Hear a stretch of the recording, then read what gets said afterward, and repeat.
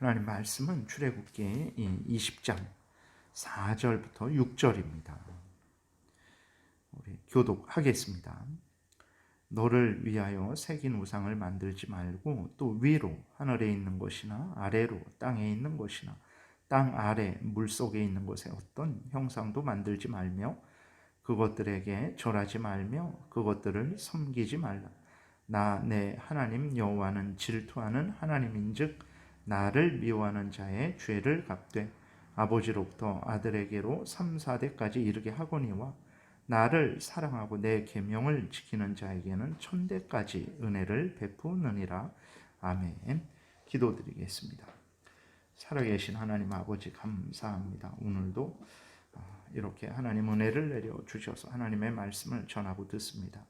성령께서 역사하셔서 잘 깨달아 알게 도우시고 알려주시는 대로 믿고 따르게 도우소서. 이렇게 하나님의 말씀을 듣고 하나님의 말씀을 따르는 것이 이 험한 세상을 이겨나가는 유일한 길임을 믿습니다.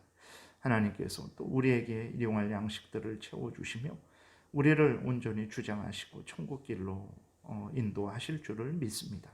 이 시간에 온전히 하나님께서 은혜 베푸시기를 간절히 기도드리고 예수 그리스도의 이름으로 기도드렸습니다. 아멘. 이 1계명을 이제 통해서는 하나님이 예배의 대상이 누구냐 오직 하나님이시다라는 사실을 알려주시는 것입니다. 그래서 하나님에 대해서 우리는 어떻게 믿어야 되냐 그랬을 때 우리 임의로 믿고 섬기는 것이 아니라 성경에서 알려주는 대로 하나님을 믿고 마음과 뜻과 정성과 목숨을 다해서 사랑하고 예배하고 범사에 하나님을 인정하고 하나님의 영광을 드러내야 된다라는 것을 이제 하나님이 1계명을 통해서 알려주신 것이고 2계명을 통해서는 이제 예배의 방법을 알려주고 계시는 것입니다. 그래서 하나님을 예배할 때 유일한 예배의 대상이신 하나님을 예배할 때에 이제 어떻게 해야 되냐 하나님이 정하신 방법대로만 예배를 해야 된다.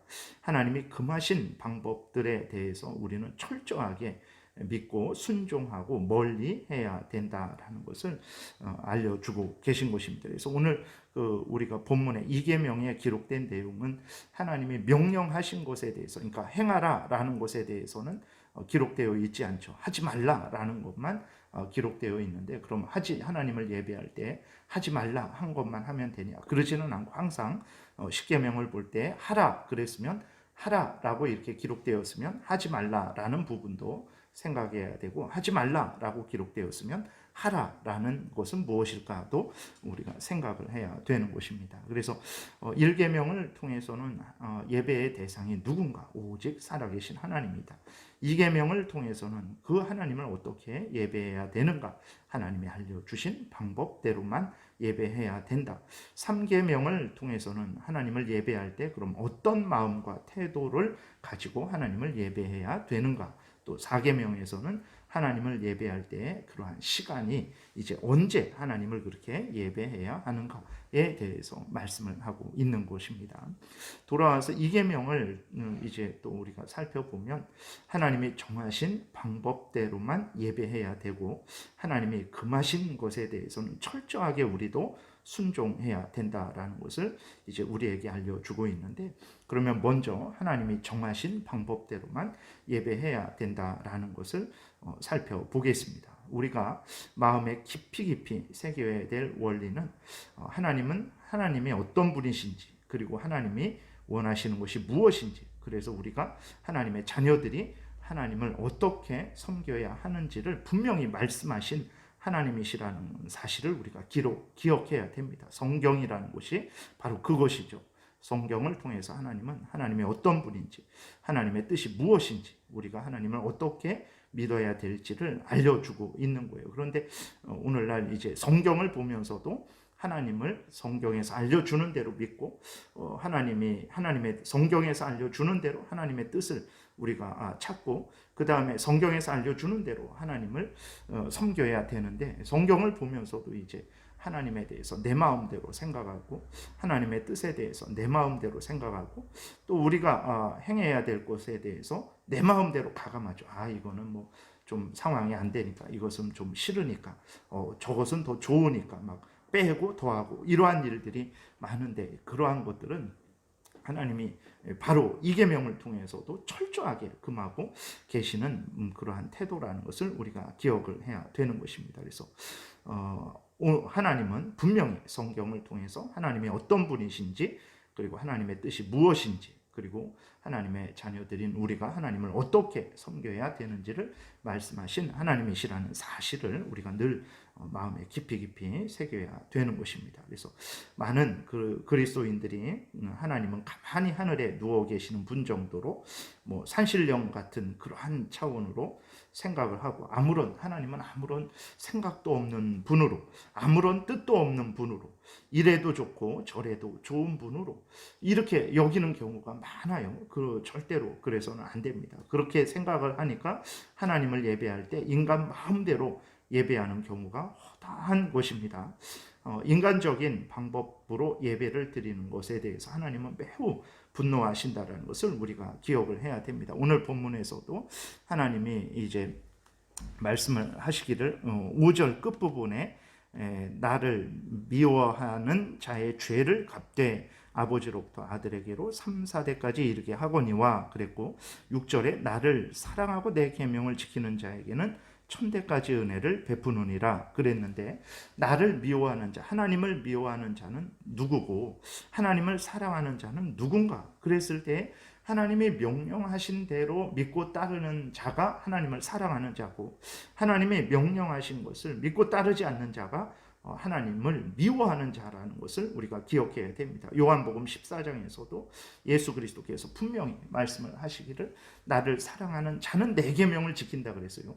나를 미워하는 자는 내 계명을 지키지 않는다라고 분명히 말씀을 하셨습니다. 그래서 하나님이 알려주신 대로 믿고 따르는 자가 하나님을 사랑하는 자고, 그러지 않는 자가 아무리 대단한 열심을 내고 또 그러한 아주 눈에 보이는 인간적으로 대단한 열매를 맺을지라도 하나님의 말씀을 따르지 않으면 아무런 의미가 없어요.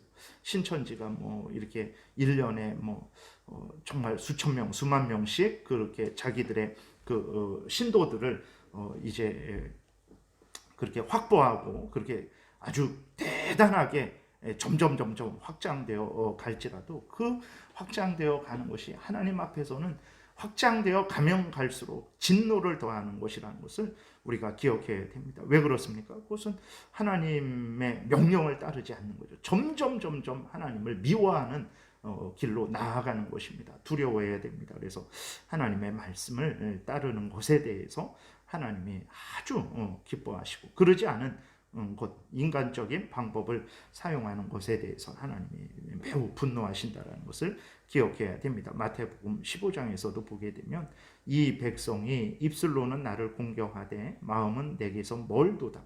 왜 그렇습니까? 왜 하나님이 이 백성이 이스라엘 백성을 보고 입술로만 나를 사랑하고 마음은 나를 사랑하지 않는다라고 말씀을 하셨습니까? 그것은 이제 왜 그러냐면 사람의 계명으로 교훈을 삼아 가르치니 나를 헛되이 경배하는도다, 이렇게 말씀을 하세요. 그래서 이제 하나님이 알려주신 대로 믿고 따르는 것이 아니라 그 자기들의 조상들이 하나님의 말씀을 이렇게 임의로 해석한, 임의로 만들어낸 전통의 근거에서 하나님을 믿고 섬기는 거예요. 그러니까 사람의 교훈, 사람의 계명, 장로들의 전통을 따르면서 그것을 기준으로 해서 하나님을 섬기는 거죠.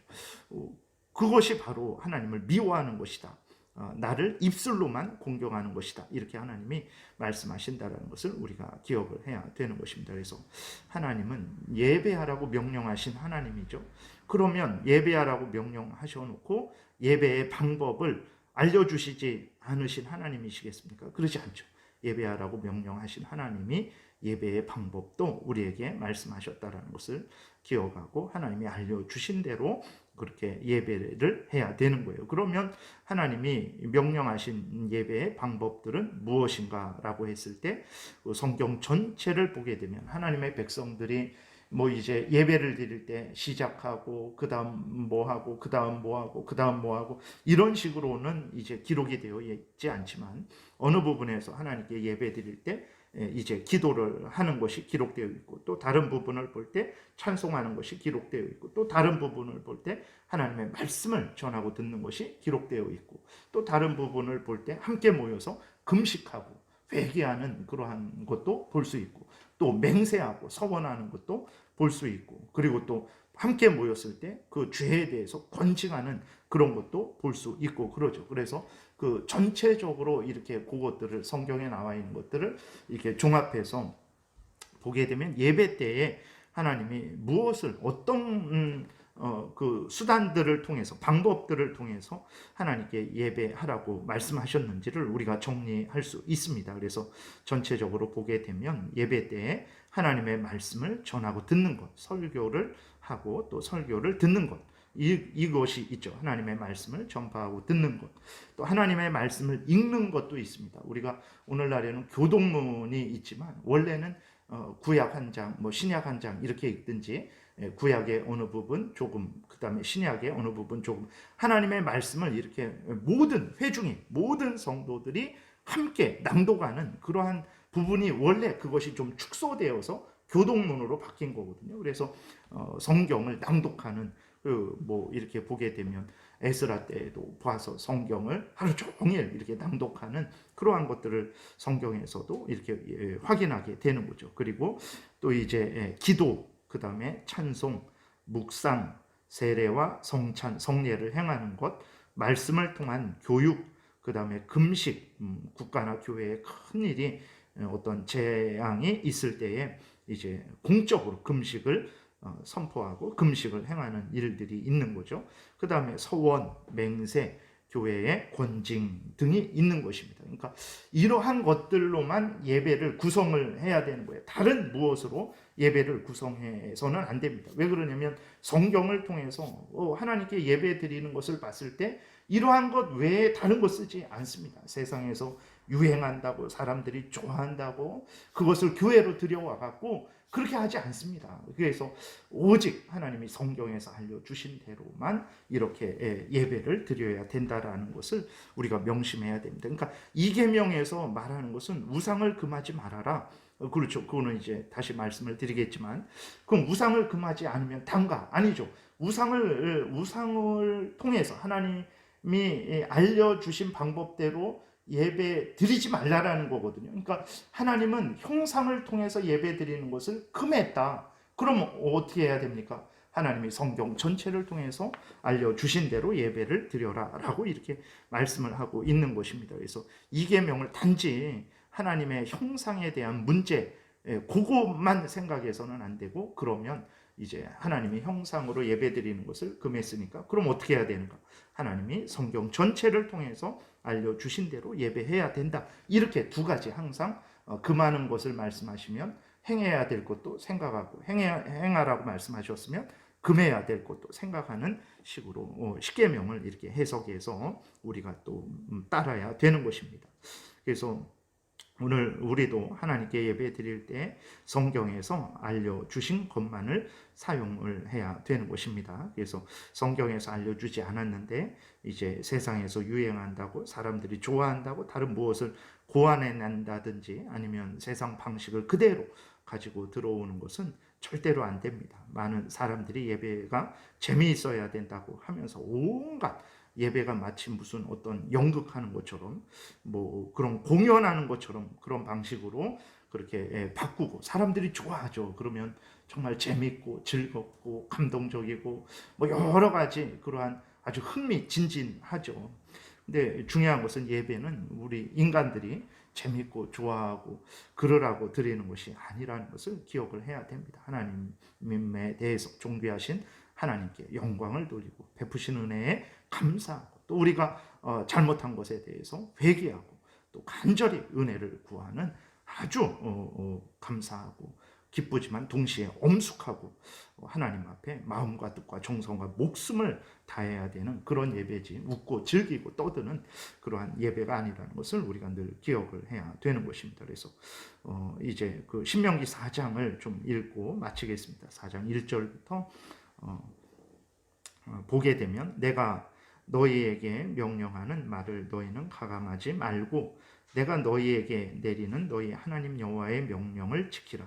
여호와께서 바알부올의 일로 말미암아 행하신 바를 너희가 눈으로 보았거니와 바알부올을 따른 모든 사람을 너희의 하나님 여호와께서 너희 가운데에서 멸망시키셨을 때 오직 너희의 하나님 여호와께 붙어 떠나지 않은 너희는 오늘까지 다 생존하였느니라. 그러니까 하나님의 말씀을 따른 사람들이 생존하였고, 아무리 능력 있고 지혜 있을지라도 하나님의 말씀을 따르지 않은 사람들은 광야에서 또 모압 족속이 유혹한 그 죄의 유혹에 넘어가서 죽게 되었다라는 것입니다.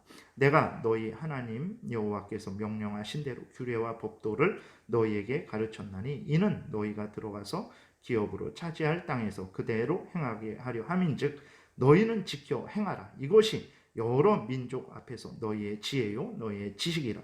그들이 이 모든 규례를 듣고 이르기를 이 큰 나라 사람은 과연 지혜와 지식이 있는 백성이로다 하리라 라고 이렇게 신명기 4장 1절부터 5절까지 기록이 되어 있습니다. 하나님의 말씀을 따르는 것이 생명을 얻는 길이고, 이 험한 세상 하나님을 기쁘게 하는 일이고, 이 험한 세상에서 정말 등불과 빛을 우리가 확보하는 일이라는 것을 우리가 기억을 해야 되는 것입니다. 이렇게 하나님의 말씀을 따르는 자를 하나님이 살려주십니다.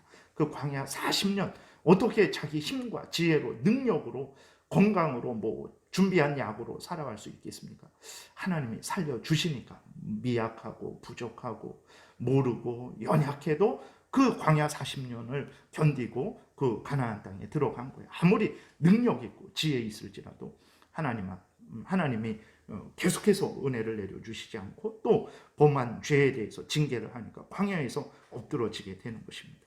하나님을 따라서 하나님이 알려주신 대로 예배를 드리는 거예요. 이게 무슨 의미가 있을까? 이게 무슨 나에게 유익이 있을까? 유익이 있습니다. 생명을 얻는 것이고, 이 험한 세상, 사망의 음침한 골짜기 같은 이 인생길에서 빛과 등불을 확보해서 우리가 천국길을 곧게 걸어가는 그러한 아주 유일한 그러한 방법이고 길이라는 것을 우리가 다시 한번 굳게 믿고 하나님이 알려주신 대로 특별히 예배를 드릴 때 또 범사에 믿고 순종해야 되겠습니다.